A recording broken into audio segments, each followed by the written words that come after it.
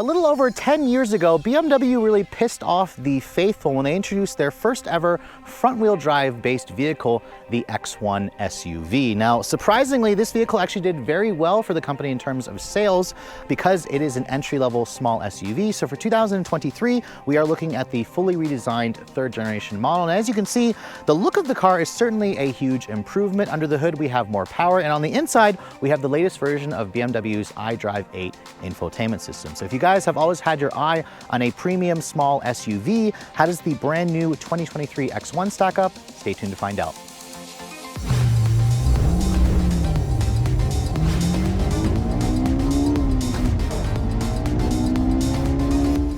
So let's go ahead and start with what's powering the all-new third generation X1. Now, just like the previous generation, the base model will be the xDrive28i, which means we have a 2-liter direct injection 4-cylinder with their variable valve timing. It's still a transverse mounted engine, and it is slightly updated from the prior generation. BMW says it now makes 241 horsepower and 295 pound-feet of torque. That's an increase of about 13 horsepower from the previous generation. However, instead of an 8-speed ACEN automatic, this now uses a 7-speed dual-clutch transmission. So that's an interesting change. BMW claims you're going to get better performance and better efficiency, which, by the way, this is rated at 25 in the city, 34 on the highway. Premium is going to be recommended. And unlike the previous generation, which offered a front-wheel drive version, which really pissed off the enthusiasts, this actually only comes standard with the company's xDrive all-wheel drive. So kind of a huge upgrade there. In terms of 0 to 60 performance, BMW claims 6.2 seconds, which is pretty fast considering this is a base version. No talk yet of a higher performance M35i, and then there's also an electric version in Europe called the iX1, but sadly we're not going to get that here. As this car sits, it weighs in at just over 3,700 pounds, so certainly not light, but also not very heavy compared to its competition. But let's go ahead and close the hood and talk about the exterior styling. Now, I'm really happy to see BMW is exercising restraint in this grille, because you guys know they've gone a little cuckoo with their massive beaver teeth grille. This car, however, has a more manageable, normal-sized kidney for me. It's got active grille shutters in the actual kidney grills. This model here is the X-Line trim, which means it's got the silver accents along the grille, along the lower front skirt. You can also get an M Sport that'll black out the grille. I also love the fun colors that BMW is offering. This color here is called Utah Orange. It looks really good out here in the bright sunlight here in sunny Palm Springs, California. I also like how the headlights have a new design signature for the LED daytime running light, LED low and high beams, no fog lights, not really necessary. But unlike the previous generation, which had halogens, all X1s now will come standard with their full LEDs, which again makes this car look a lot more upscale. Now, in terms of the rest of the proportions, you're going to notice this car looks significantly bigger, and it's about 2 inches longer overall. But really what BMW did is they increased the height by a good amount, and at around 177 inches long, it's a really good size for those of you who live in urban environments. But the profile just reminds me a lot of an X5. It looks like BMW took an X5 and just shrunk it in the clothes dryer, and it has really nice proportions. So I think they did a great job with the overall design. This X-Line version, you can see here, has a really interesting wheel design. You can get up to a 20-inch wheel. This model here looks like it has the 19-inch wheel option wrapped in a 245/45 Continental Conti Pro Contact wheel. You can see the trim along the wheel arches are kind of like a gray painted glossy area where you can get it body colored if you guys go for the M Sport package. You also have a silver accented side mirror here with integrated turn signals, and then a panoramic glass roof is standard on this trim, which is nice. You also have these silver aluminum roof rails, which also make the vehicle look a little bit more upscale. And then you have these door handles that came right off of the i4, which kind of open up in the traditional way.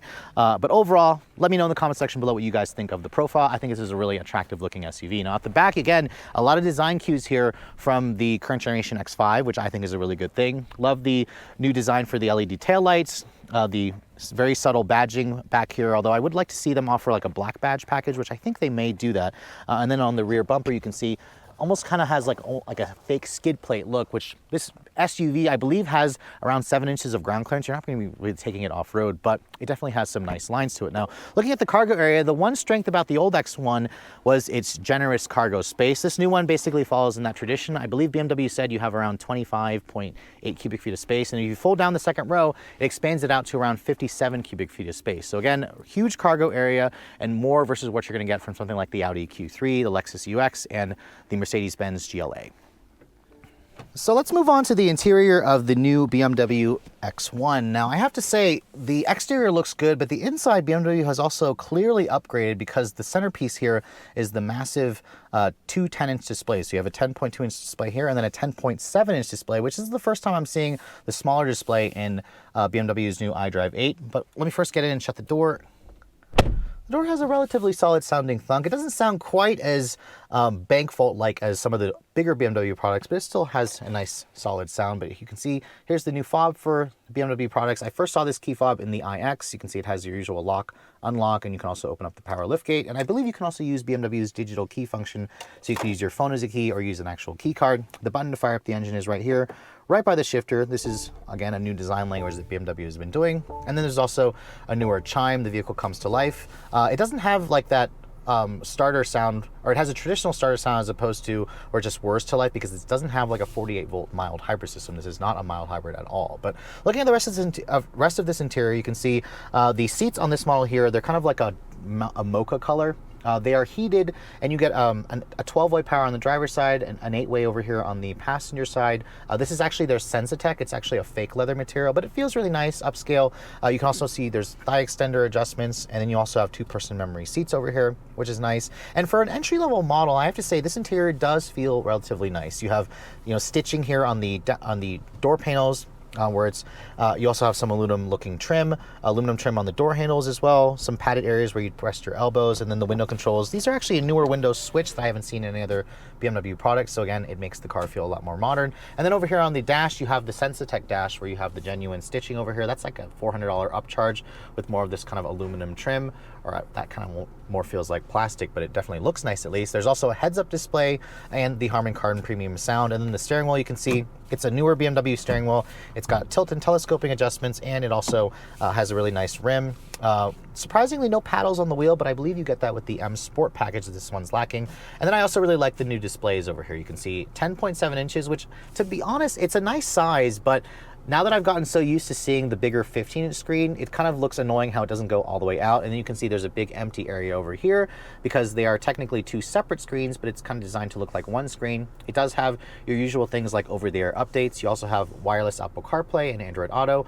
You can also show up the apps over there. Going over here, let me show you guys the CarPlay. You can see it's a full screen Apple CarPlay, and it also is very quick and snappy. It's easy to use. If you put the vehicle into reverse, you can see there's also a full 360 camera, which you can also check out all the individual views, and you can also kind of do a perimeter scan around the vehicle. That's actually a really good resolution for especially this segment of vehicle, so I'm really happy to see BMW making improvements there. All this piano black plastic, however, you can see it attracts a lot of dust and fingerprints, so that's something for those of you who got kind of OCD about keeping it clean, that might annoy you. I also really like this area over here. You can see there's a wireless phone charging pad, and there's this little clip that actually holds your phone in place, which is kind of nice. There are some performance cars that I've been that really could use that, where the phone literally falls forward every time you hit the gas. Cup holders over here. You have two USB-C charging ports, and then over here you can see here's your drive mode selector, where it's like a little knob that you basically just push forward for drive, kick it back to, or for reverse, kick it back to go to drive, push this P button to go to park, and then your drive mode selector is over here, where you can change the modes between personal, sport, efficient, and expressive. The one thing you're probably noticing about this car is it doesn't have an iDrive controller.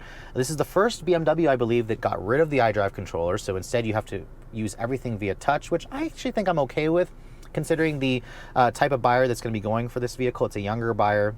They're probably going to prefer the all touchscreen layout, which is probably going to be a better, cleaner design. The armrest over here you can see is nice and padded, but it doesn't look like this opens actually. Oh, actually no, it does. You push this down to open it. That's super shallow. As you can see, there's no charging ports or anything like that, and this doesn't actually move up. There is a little bit more storage underneath here. It's also kind of got like a non-slip surface, which is nice. You can put your phone over here or some keys and whatnot. And then the glove box, you can see, open that up. It's relatively big. The lid itself is damped, but it's not lined with felt. But overall, what I like about this interior is the fact that it just feels super roomy. You have a ton of headroom. The visibility is also really good, and it has a lot of tech that I think a lot of younger buyers are going to appreciate in this segment, especially at this price point. Now, moving into the back seat of the new X1, because this vehicle is slightly larger, we do have a little bit more space back here, which BMW says you get around 36 inches of legroom. 36 is not bad for somebody my height at 5'7". You can see the headroom space is huge back here, especially considering the fact that you have this panoramic glass roof. glass roof that comes all the way to the back. The rear seat backs themselves, they do fold down, but I'm trying to see if they offer a recline function, which they actually do. So that's kind of nice that they do offer a recline function. In terms of the materials back here, it is kind of like a soft touch injection molded plastic, but it also feels harder. I like a lot of the aluminum accents. You have storage pockets, you have rear seat air vents, 2 USB-C charging ports, and then you also have an armrest that folds down and gives you 2 cup holders. There are no heated rear seats, which I wasn't expecting, but in terms of space, it definitely has a little bit more versus some of the competition. All right, so we are finally behind the wheel of the brand new 2023 BMW X1, and as you guys can see, I am joined by the always fun Tommy from the Fast Lane Car. If you guys want to see some really great classic cars, be sure to check out his channel, TFL Classics, because I don't do classics, but you do a really great job at that. Thanks, dude. I appreciate it. Well, Sofyan is the best at these new car reviews, so what are we going to do? Well, we are now driving the new X1, and I think you said, Tommy, this was like your least favorite BMW. Yeah, I didn't like the older versions of this car, the first and second gen, but this third gen is looking a lot better. There's a lot to like here. I agree, but let's go ahead and just try out what we can get 0 to 60 wise. It's got a new engine with a dual clutch. I'm just gonna floor it and see what we can get here. So a little bit of a lag off the line. Yeah, I'm actually surprised that it lagged pretty bad. We tried brake torquing it earlier and it didn't respond any better. Oh, it shifts quickly though. 7.5 seconds. Now that is going uphill. It says like a 3% incline. So BMW says 6.2. It feels fast enough. I mean, let's talk about what this compares with, like the GLB 250 or GLA 250, the Audi Q3. What else is there? There's the Lexus UX, which all of them are kind of slow. I like the power delivery of this engine though. It feels a little bit more eager to kind of get out of its own way than the previous generations, and it has a good mixture, kind of low end torque, but it doesn't die off too bad on the high end. Yeah, the engine has about 13 more horsepower, so like 240-ish. I can't remember off the top of my head, but the torque figure is 295. Which is a lot. That is a lot of torque, and remember, this is just the base version. Now, there's no confirmation from BMW that there's going to be like an M35i version, which that engine has like 302 horsepower in other models, but it would be nice. I wouldn't be surprised to see BMW do that. But as we go up into the canyons here, this car definitely feels a lot sportier than I thought it would, actually, considering we're not even in the M Sport model. This is the X Line version, so the more off-road oriented trim. But yeah, actually the steering feels good. The ride, what do you think of the ride, Tommy? Is it a little on the firmer side? Yeah, like I think, kind of driving around, I noticed that it did seem to let quite a bit of the road imperfections into the cabin, but on this twisty road, it feels awesome. It really seems like it's doing a great job of hugging the surface. Yeah, no, I'm getting like hot hatch vibes, actually. I know. Like, I'm surprised at how good it is. Okay, and it's got really good brakes as well.